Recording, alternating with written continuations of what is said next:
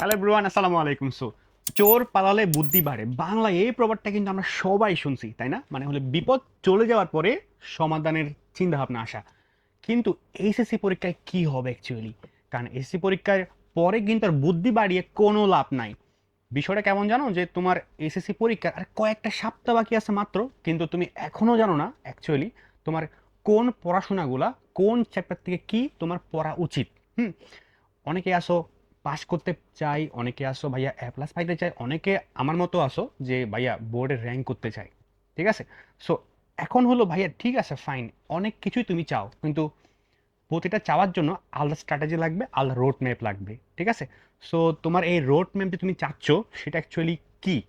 একদম to the point বলি, এই যে বইটা, এই বইটা হলো তোমার রোড ম্যাপ। এখন আমি যখন এই বইটা খুললাম বা এই বইটা আমি যখন লিখছিও, সো আমি কি পাইছি অ্যাকচুয়ালি দেখো।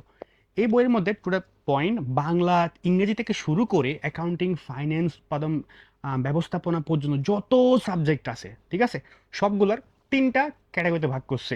একটা হলো প্রতিটা চ্যাপ্টার পাস করতে গেলে কি পড়ান লাগবে, প্রতিটা চ্যাপ্টারে এ প্লাস পাইতে গেলে কি পড়ান লাগবে, প্রতিটা চ্যাপ্টার ওয়াইজ বোর্ডে র্যাঙ্ক করতে গেলে কি পড়ান লাগবে। এখন তুমি বলতে পারো ভাইয়া আপনি কেন বলতেছেন, বিকজ অ্যাকাউন্টিং, ফাইন্যান্স, ম্যানেজমেন্ট আমার নিজের নাম্বার ছিল 90+, ইভেন অ্যাকাউন্টিংয়ে 98। সো আমি তোমাকে বলতে পারি কীভাবে পাইতে হয়, রাইট? সো এটাই।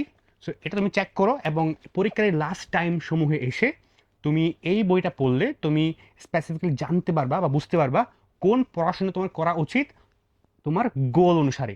র্যাঙ্ক করতে চাইলে কি পড়তে হবে, এ প্লাস পাইতে চাইলে কি পড়তে হবে, আর পাস করতে চাইলে কি পড়তে হবে। সো কমেন্টে লিঙ্ক দেওয়া আছে, সো চেক করো এবং অর্ডার ইট। আসসালামু আলাইকুম।